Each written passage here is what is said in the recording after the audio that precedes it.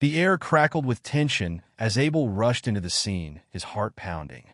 "Looks like I made it in time," he murmured, taking in the chaos before him.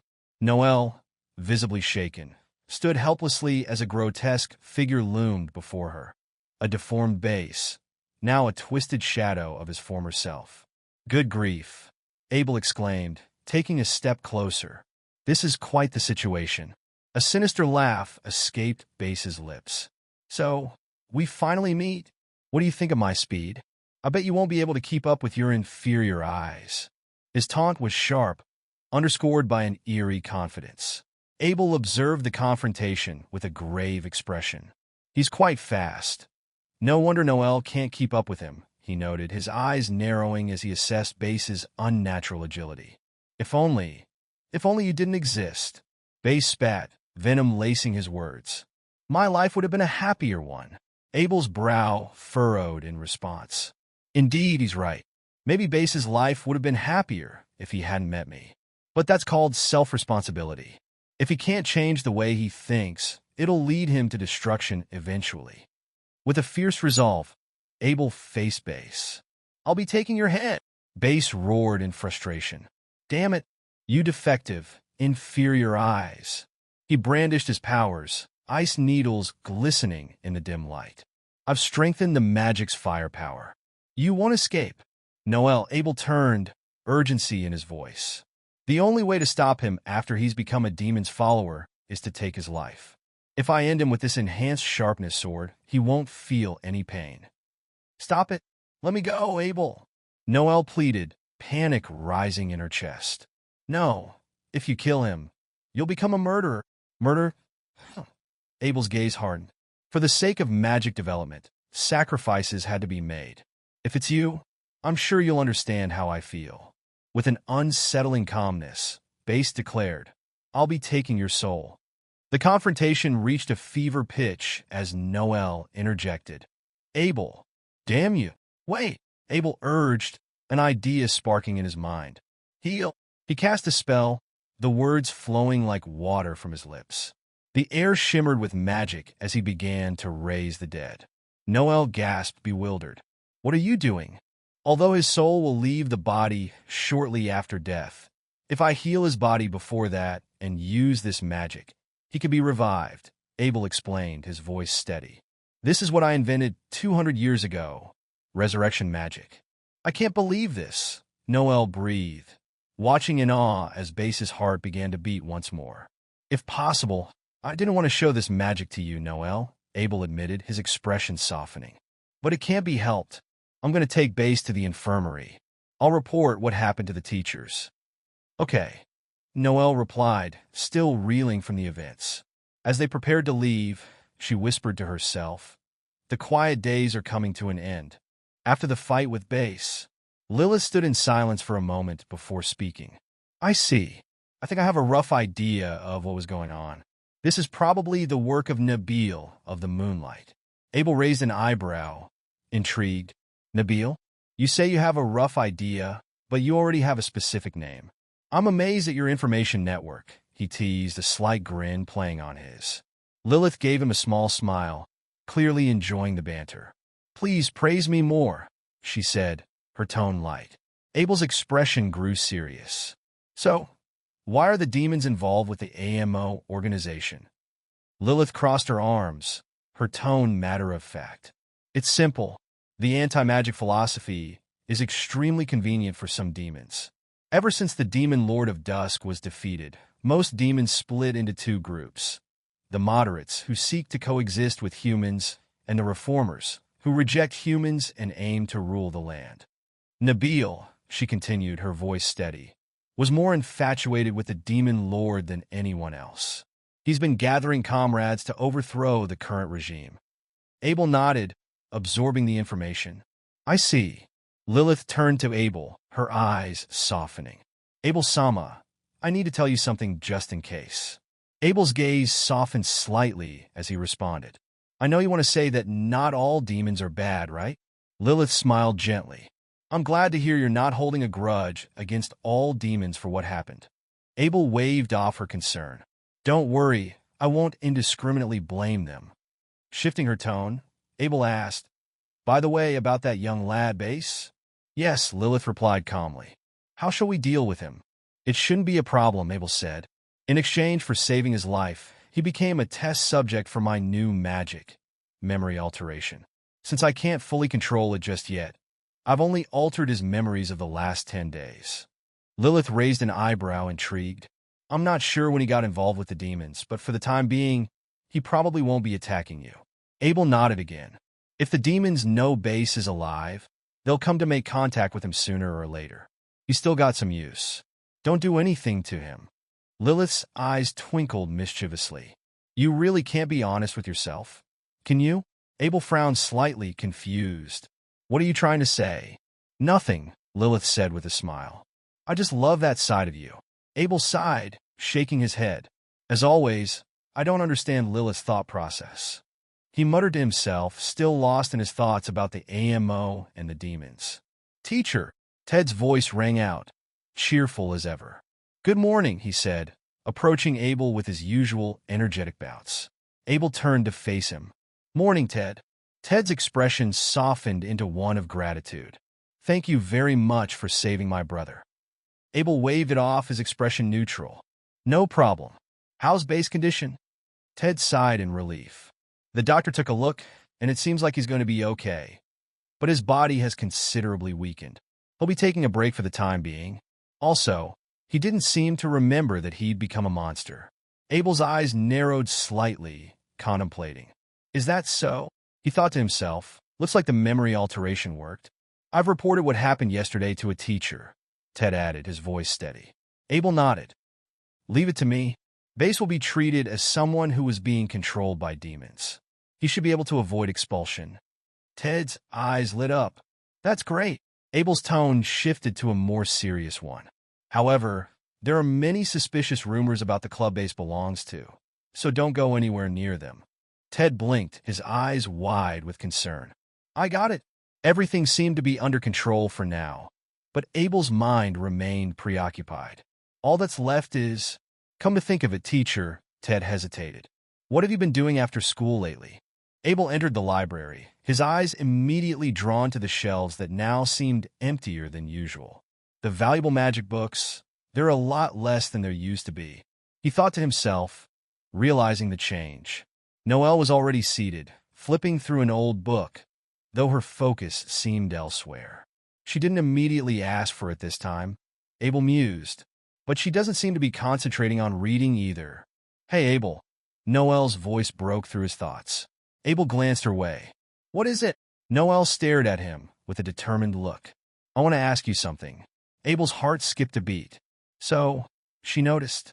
The magic that you used yesterday, it's listed on this page. Resurrection magic. Noelle's voice was calm, but filled with curiosity. She held up a worn book. But this book has burn marks here and there, so you can't read the whole thing. Abel's eyes darkened. He knew what she was going to ask next. Where did you learn this? Noelle asked, her gaze piercing. Abel hesitated for a moment, then gave a small smile. I was the one who wrote that book. Noelle blinked, caught off guard. Eh? Abel chuckled. I'm just joking. You can forget about what happened yesterday. It was just a coincidence. Noelle frowned. Coincidence? Abel sighed internally. The fact that I am a magician reincarnated from 200 years ago. Even if she is the descendant of my former colleague, this secret may be too much of a burden for her to carry as a student. You can pretty much deduce the whole content just from the context of the preceding and following paragraphs. Abel explained lightly, changing the subject. For example, as I thought, people wouldn't believe it, Abel mused. I shall keep it to myself for a while longer. There's no need to stir up unnecessary trouble. He glanced around the peaceful room, feeling a strange sense of attachment to his current life. I'm already quite attached to this environment. For now, let's keep things peaceful. After class, the students finally breathed a sigh of relief. It's finally over, one of them exclaimed. Ted, filled with excitement, turned to Abel and suggested, Teacher, let's go to the cafeteria. Abel hesitated for a moment. The cafeteria? All right, it's the priority day for first-year students, isn't it? Ted nodded eagerly. That's right. We should hurry, or we won't be able to get a seat. They rushed to the cafeteria, only to find it packed as usual. Wow, there are so many people, Ted marveled. Abel, observing the chaos, teased. Are these students obsessed with food? He then decided, I think I'll have the new demi-glace hamburger steak set. Ted waved as he headed off. See you later, teacher. Godspeed. Abel shrugged and opted for noodles instead, noticing the shorter line. As he waited, he ran into Eliza. Era, it's unusual to see you here, Eliza remarked. Abel, surprised, responded, Yeah, I figured having a hot meal once in a while wouldn't hurt. Eliza chuckled. You're always eating bread, so I used to wonder how you don't starve with just that. Abel, a creature of habit, confessed. I like finishing my meals quickly, so I have more free time. Eliza smiled knowingly. That's just like you. She then asked, What will you have today? Abel, with a glint in his eye, responded, I'm going for the hidden menu, limited to just 5 portions a day. Thick sliced bacon and spinach cream pasta. Eliza laughed. Sounds like you'd get heartburn from that. She explained, the hidden menu is a prototype, not even listed in the cafeteria's official menu. I'm a premium member here, you know? Ted, returning with his kitsune udon, overheard and added, as expected of Eliza, always ahead when it comes to food. As they all sat down to eat, the atmosphere in the cafeteria grew tense. Abel unknowingly took a seat reserved for the school's notorious figure, Saibane Red Star. A nearby student shouted, Oi, punk, what do you think you're doing? That table belongs to Saibane-sama. Unfazed, Abel replied calmly, There are no reserved seats in the cafeteria. The student was taken aback, but persisted. That's Saibane's seat, and you'd better move before there's trouble. Just then, Saibane himself appeared. It's all right, leave it be. I'm sure it wasn't intentional. However, Eliza whispered urgently to Abel. That guy is the son of a duke. Let's not get involved. But Abel wasn't one to back down.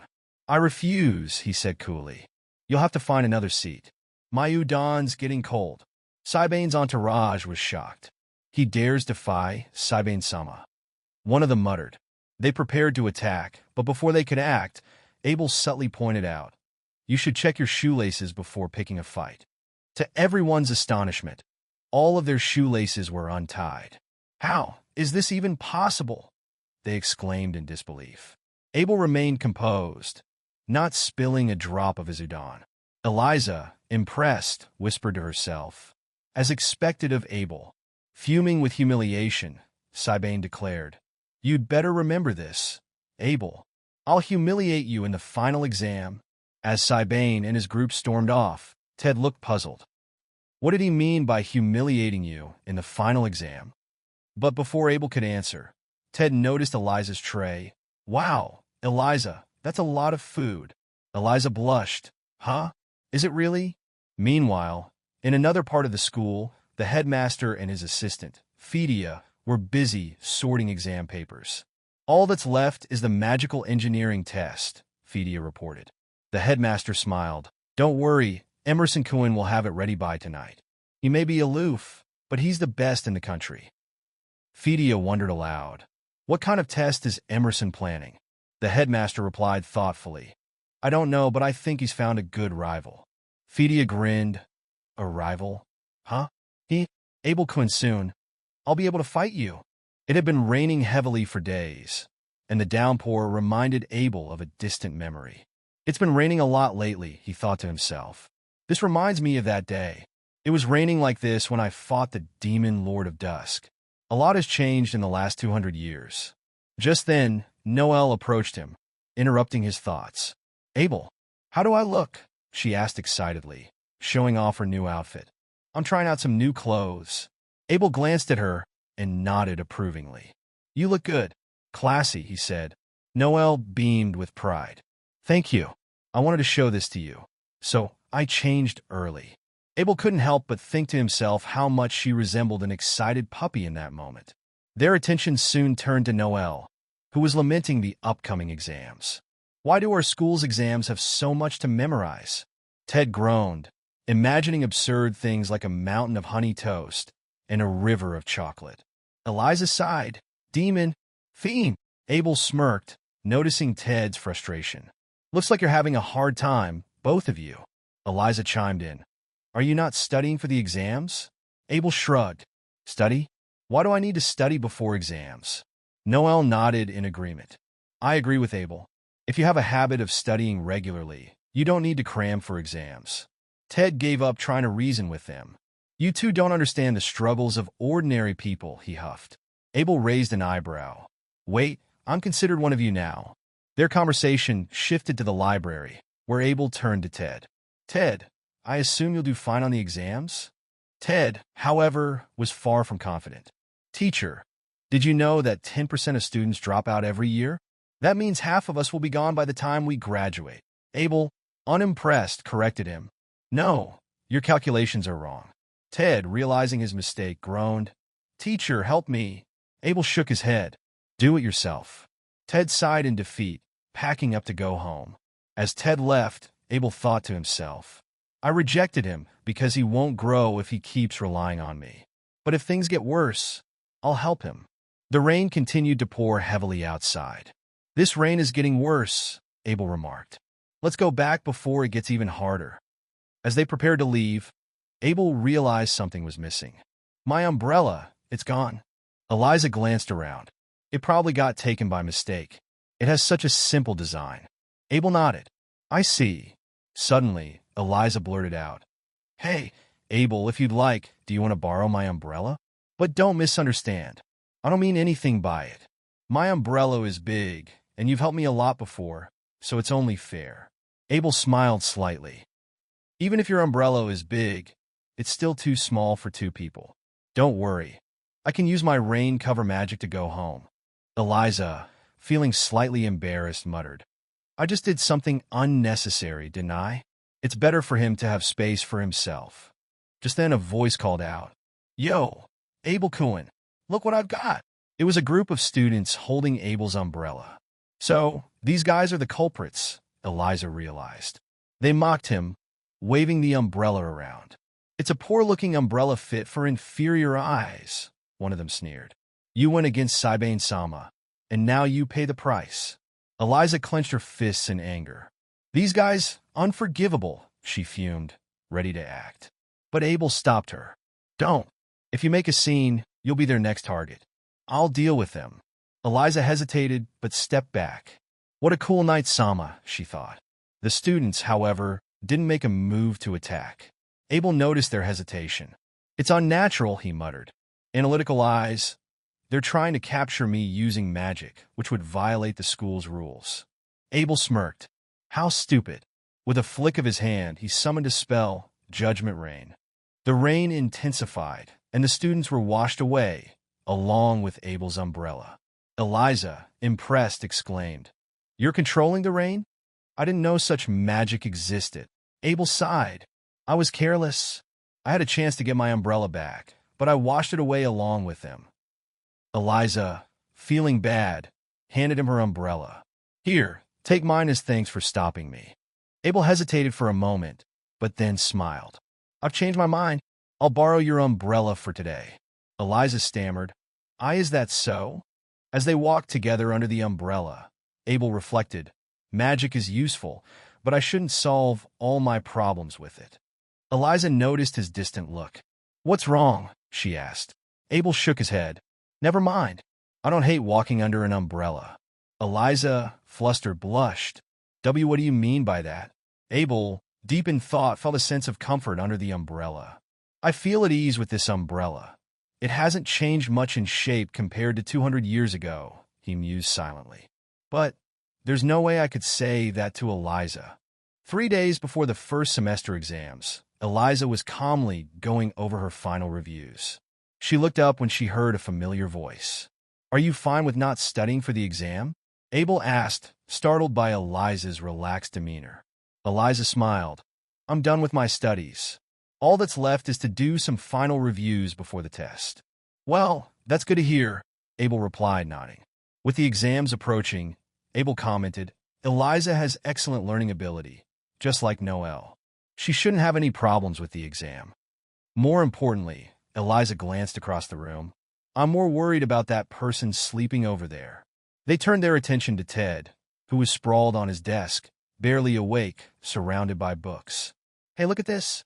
He's still studying the basics, Eliza exclaimed, shaking her head. I can't believe he's still at the beginning of magic theory. His answers are full of mistakes. This doesn't look good. Abel, why don't you help him a bit? Eliza asked, concerned.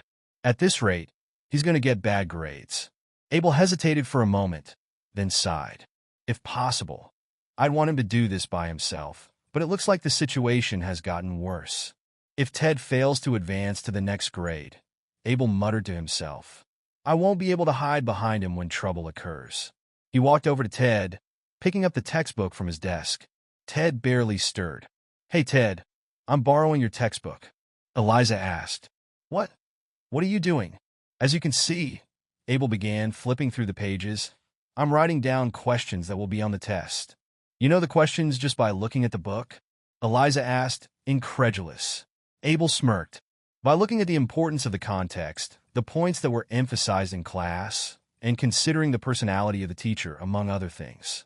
Of course, it's only a prediction, so it won't be 100% accurate, he added, handing Ted the notes. But at the very least, you should be able to avoid bad grades if you get these right. No reaction. Noel sighed. Looks like he's lost interest. Eliza, watching the scene, couldn't help but laugh. Is he even alive? Good grief. Abel muttered.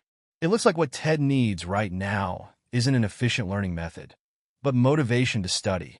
Suddenly, Eliza brightened up. Hey, Abel, it's off topic, but do you have any plans for the summer vacation? Abel thought for a moment.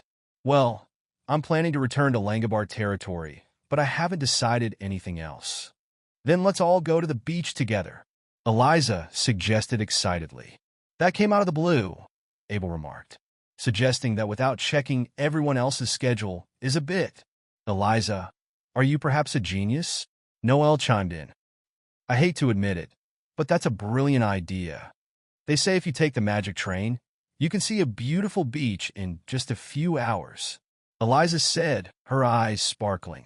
We'll need to think about where to stay, Noel added. The sooner we book a place, the better. Delicious food, beautiful scenery. This summer is going to be fun, Eliza said, already imagining the trip.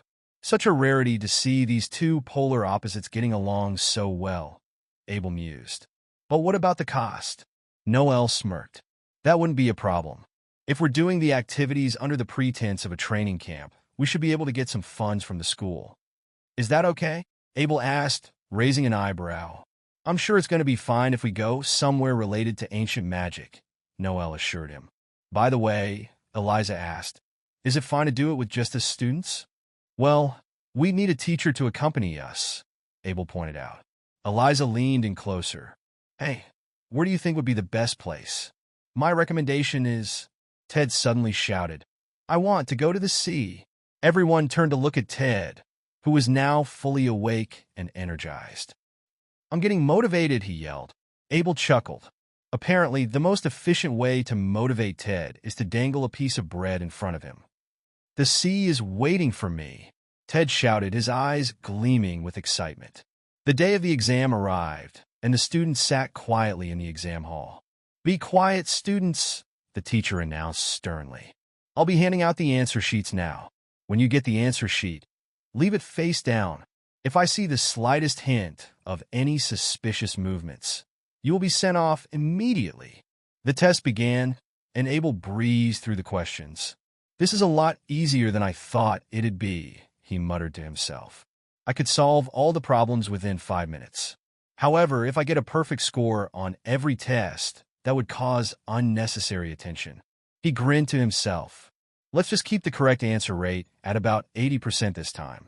As he reached the final test, magical engineering, Abel glanced at the last question and paused. It was a difficult problem, Sagittarius labyrinth logic. This one is twice as hard as the others. The entrance exam was more elaborate than this.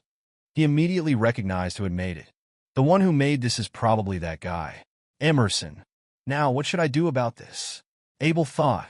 The correct answer would be to not solve this difficult problem and avoid unnecessary attention. But this question is without a doubt a challenge directed at me. Abel's eyes narrowed. I guess it doesn't matter. I'll play with you this time, Emerson. On the day of the results, the students gathered around the bulletin board. Oh, There are so many people, Ted exclaimed. It was the right decision to not get perfect scores on all subjects, Abel thought to himself. Thanks to teacher, it went satisfyingly well. I definitely scored above 35 on all subjects. Ted cheered. I won't be getting any supplementary lessons. Abel smiled. Is that a satisfying result for you? Ted grinned. I'm going to play a lot this summer. Abel stood quietly by, watching the commotion. I guess I should praise him for being able to recover from that situation, he mused. Suddenly, Sibane approached him. Well, isn't it Abel-kun? Did you sleep well yesterday? Abel yawned. Yeah, I got puffy eyes thanks to you. I'll definitely humiliate you in the final exam, Sibane declared angrily. Good luck with that, Abel replied dryly. Sibane glared at him. Did you know? Every year, the top scorers are always filled with internal students. No exceptions. And, Abel asked, uninterested, there's no place for you here, Sibane shouted. Abel shrugged, walking away. Let's see what rank I'm at. He scanned the board and smirked. First, Abel, 500,370 points. Sibane was left speechless. Later, Abel received a letter from Emerson Sensei. Abel-kun, I've lost this time. It's my complete defeat. The Sagittarius Labyrinth logic, which I spent a month creating, I can't believe you solved it in less than an hour. To praise your knowledge, the number 100 is just too small. So I've used my teacher's authority to give you 500,000 points. I'll be looking forward to our next match. Abel sighed, shaking his head. What part of this is strict grading? The exams ended without incident, and the Ancient Magic Research Group eagerly looked forward to the fun of summer vacation. It had been a long time since anyone had seen Base, but now he was finally back. He recalled ranking 52nd out of 186 in the Academy's latest tests. Not bad, but not great either. Base couldn't afford to let his academic performance slip. It would hinder his AMO activities. He had to avoid that. Hey, Base, Nabil called out. How have you been since then? Base was taken aback.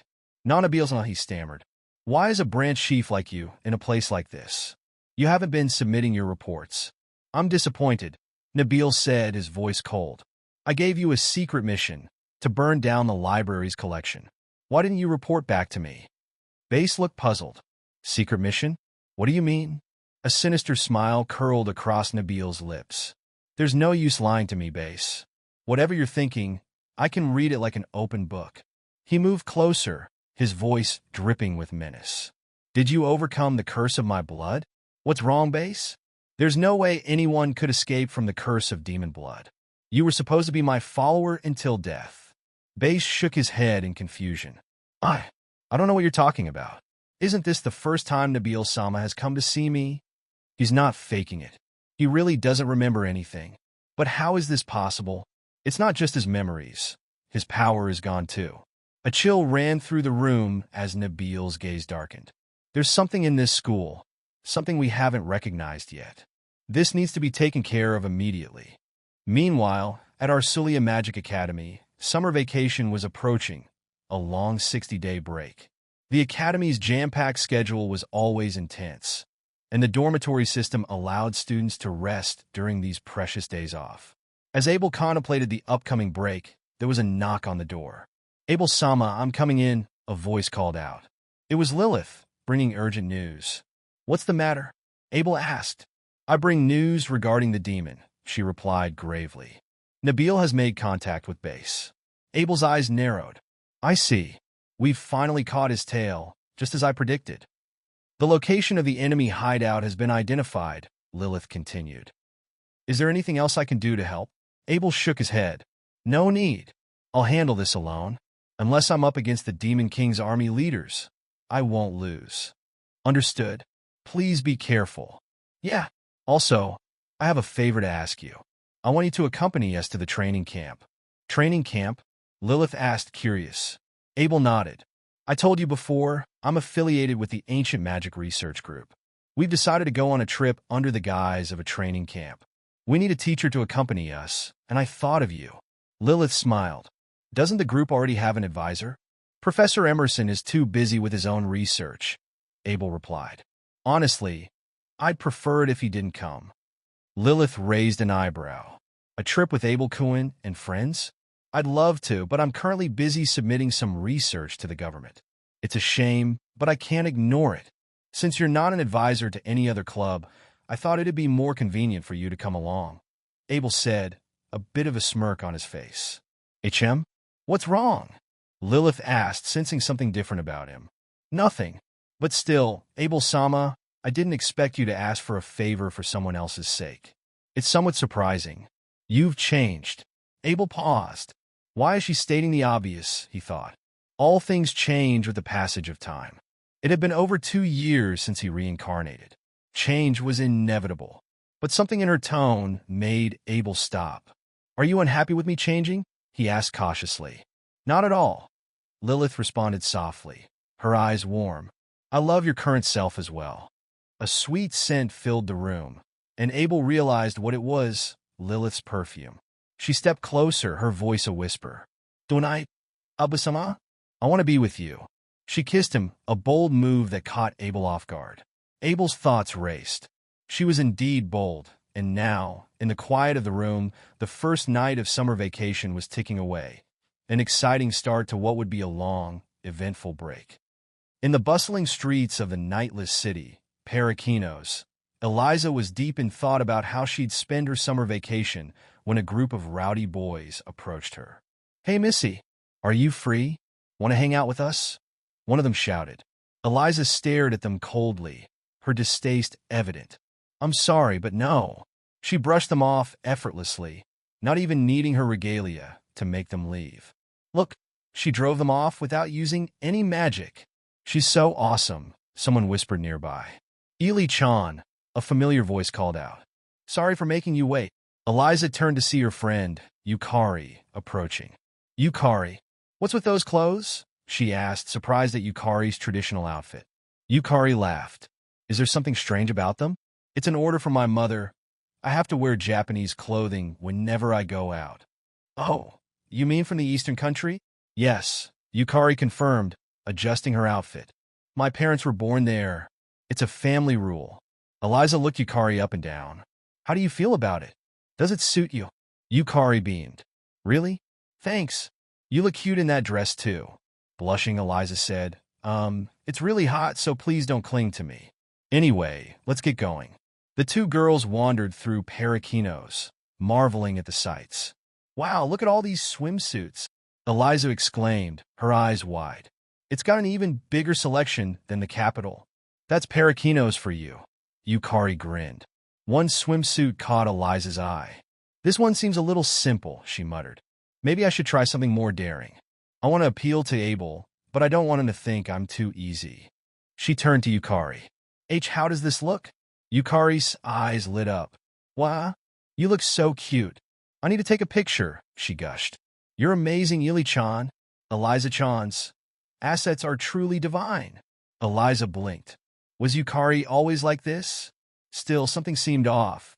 Don't you think there's something lacking about these swimsuits? Eliza asked. You look cute in anything, Yukari replied cheerfully. But if you really want to catch Abel Cohen's attention, you should try something from the sexy swimsuit corner over there. Eliza hesitated. I can imagine that. Abel Cohen is so passive. He's like a herbivore. Then go for it, Yukari encouraged. Remember, Ili-chan, it's your battle swimsuit. With newfound determination, Eliza changed into a more daring outfit. How about this? It shows some skin, but isn't vulgar. Yukari's grin grew even wider. Perfect. Your innocent vibe combined with that body? It's a killer combo. Is that a compliment? Eliza decided to buy the swimsuit. I'll change back now. Wait for me, okay?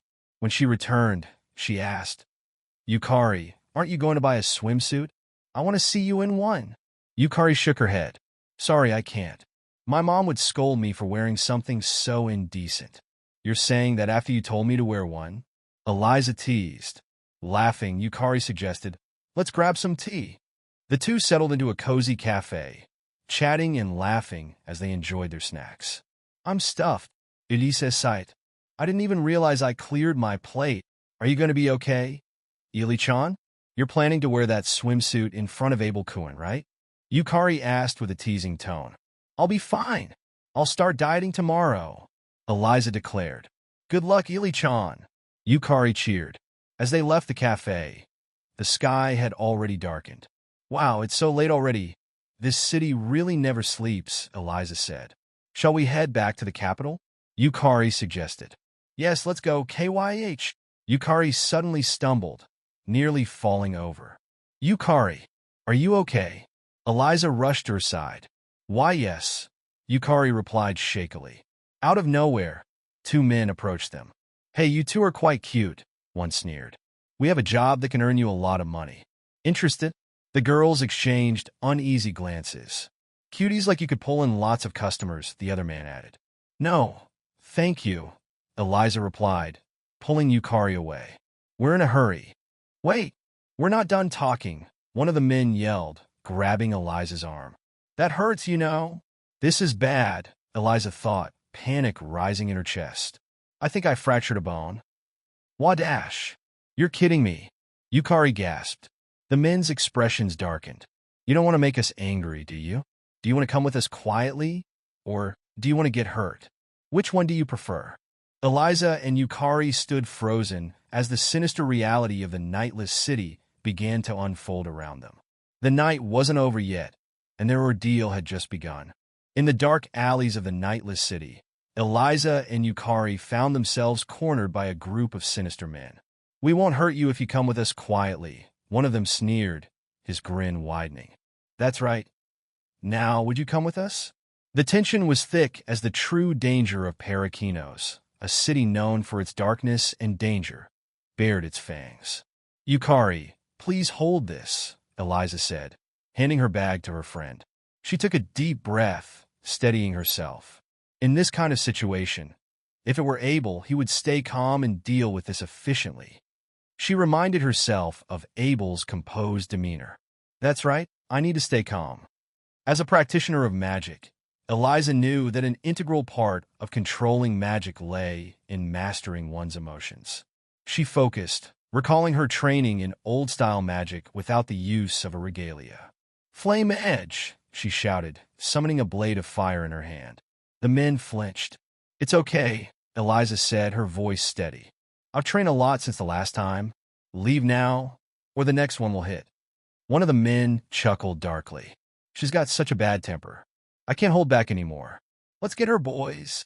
But before they could charge, a sudden explosion rocked the street, and the ground shook beneath their feet. What's that? One of the thugs shouted, stumbling backward. Something exploded. But no one uses that building anymore, Yukari muttered wide-eyed. The men, now terrified, paled. Monster, please forgive us, they screamed, turning and fleeing into the night. Eliza stood still, confused. That magic just now? It wasn't me, she whispered. 1 hour earlier, on the outskirts of Parakinos, Abel stood before a hidden building, the lair of Nabil, the demon responsible for turning base into a half-demon and ordering the attack on the Library of the Moonlight. Abel's eyes narrowed as he sensed the magic lock guarding the entrance. A magic lock? Noel's magic labyrinth was much more difficult than this. Abel murmured to himself, breaking through the barrier with ease. Inside, a demon startled at his presence. Who are you? How did you Abel-sama? The demon gasped, recognizing him. Lilith, who had accompanied Abel, spoke coldly. There is no need to show compassion to the demons in Parakinos. They've taken advantage of human desires and ruined countless innocent lives. The demon trembled. Please, anything but my life. I beg you, I have a family in my hometown, a daughter who's only 2 years old this year. I can't afford to die here. His voice cracked with desperation. Abel stood still, watching the demon grovel. Good grief, a demon begging for his life from a human child. How utterly pathetic. The demon, seeing a flicker of hesitation, took his chance. Die, he screamed, lunging at Abel with a blade. But Abel didn't flinch. He stopped the attack with one hand. How utterly stupid, Abel sighed. Pleading for your life, trying to gain sympathy from your enemy. And me, for even listening to your words and letting my guard down. Without a second thought, Abel struck. Atone with your life, he said coldly as the demon's scream echoed through the building. As the battle concluded, Abel paused, reflecting. What Lilith said before has been bothering me, he thought. But now I understand. I've changed. I'm becoming too accustomed to these peaceful times. Suddenly, a group of guards arrived. There he is. It's the intruder. Abel glanced at them, his face hardening. I guess I'll try getting serious for a bit, he muttered. His mind flashed back to the bloody days 200 years ago. He remembered the desperation, drinking sewage just to survive, and killing the person he loved to gain freedom. Now, in this moment, Abel's magic surged. He enhanced his vision, activated night and thermal sensing, and prepared for his strike. Gungnir, he roared, sending his powerful attack toward the enemy. Nabil, the target, was resilient. He wrapped himself in spider's thread, turning it into armor to avoid a fatal blow. Abel looked at the defeated demon. You'll behave for a while now, Nabil-sama, he said. But he knew, with a demon's healing power, it wouldn't be long before Nabil recovered.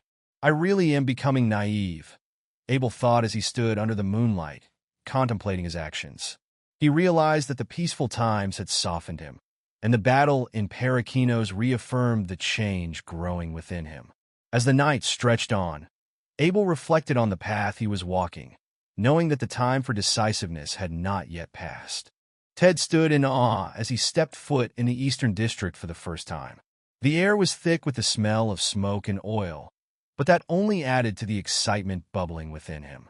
This is my first time coming to the Eastern District, Ted exclaimed. It smells like smoke and oil. That's because we're close to the magic train, replied Abel, his teacher. Ted's eyes sparkled as he caught sight of the massive steel contraption. It looks amazing. I can't believe I get to be a part of the training camp. You're lucky you avoided failing grades, Lilith chimed in with a teasing smile. But don't get too carried away. Remember, this trip is supposed to be for studying. Ted laughed nervously. Why, yes. Let's have fun. Focus on studying. The magic train stood before them, towering and powerful. It's quite a remarkable advancement, Abel mused. Back in the day, horse carriages could only carry a few people, but now, this machine can travel large distances with so many passengers. Ted couldn't contain his excitement. This is awesome. I wonder how it works. Maybe they use fire magic at the back to make it go whoosh. I doubt you'd understand the mechanism, even if I explained it, Abel said with a chuckle. The group boarded the train, the atmosphere filled with energy. Lilith handed Abel a small pouch of baked cookies. I made these myself, she said softly, her eyes gleaming with pride. Abel smiled, taking one. Thank you. I can tell you put a lot of effort into these. As they settled into their seats, Ted peered out of the window. Look, the sea. It's so beautiful, different from what I've seen before. There are jewels floating on the water. I'm so touched by this view. Ted continued, completely overwhelmed by the beauty of the landscape. Eliza, however, couldn't help but cast suspicious glances at Abel and Lilith. Her affection for Abel often raised questions about their relationship. Despite her insistence, they were siblings. Do they really seem like siblings to you? Someone whispered to Ted. Something doesn't feel right. Ted, ever loyal and innocent, reassured them. They really are siblings. I've been with them since I was a kid. Trust me. The train soon arrived at its destination, St. Rhea Island. As they stepped off, Ted looked around in wonder. St. Rhea? I've never heard of this place, but I feel like I know it. Abel remained quiet, a deep memory stirring inside him. It's ironic, he thought. 200 years ago, Roy prepared this very island for me, and now, here I am again.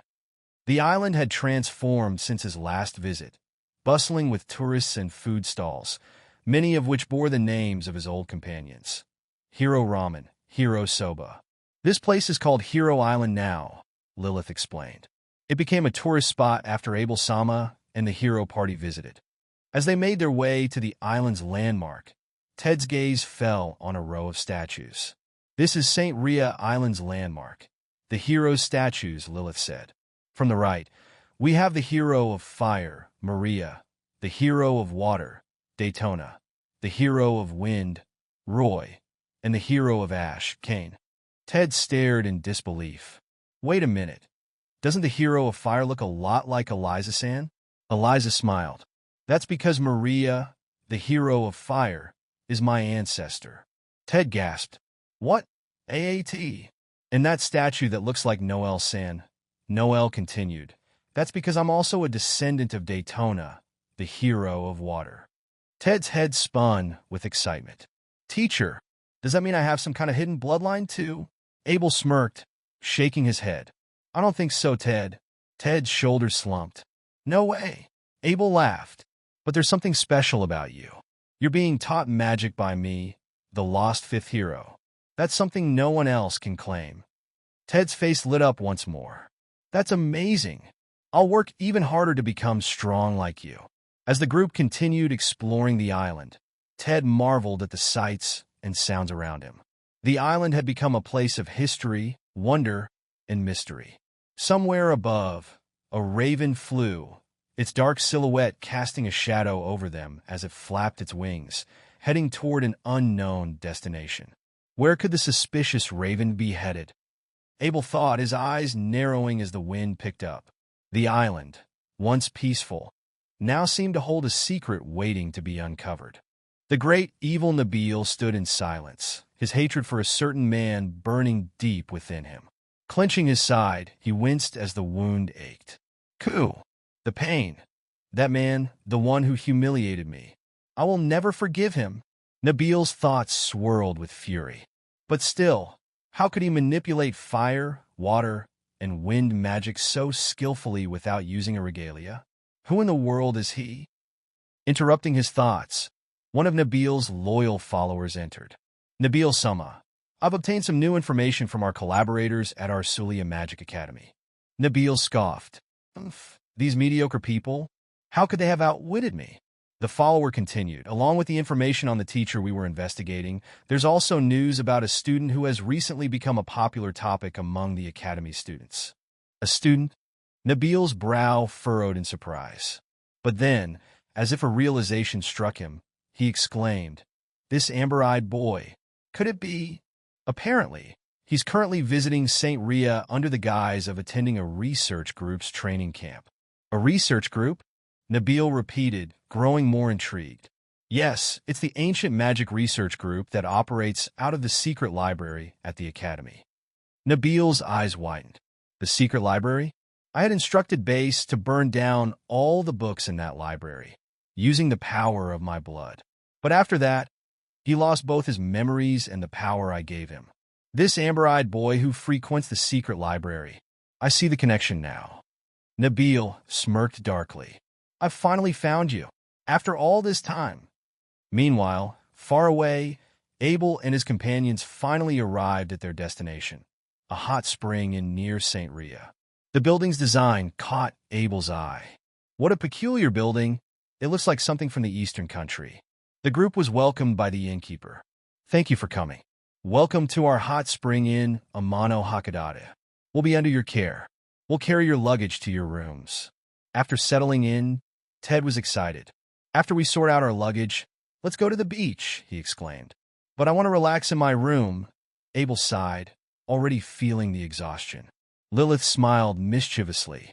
Abel-sama, please come with us, okay? I feel like if you don't, something unnecessary might happen involving Eliza and the others. Abel relented. All right, I'll come. Their rooms were assigned, and Abel noted the rooms are divided by male and female. Even Lilith still has a bit of conscience. Ted hesitated as they got ready to head to the beach.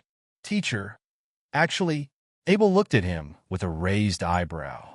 Ted, don't tell me you got a failing grade? Ted scratched his head nervously. Of course, I put up a fight, but reality is tougher than I'd imagined. So, I'll be staying behind to work on my assignments. You can enjoy the beach for me, teacher.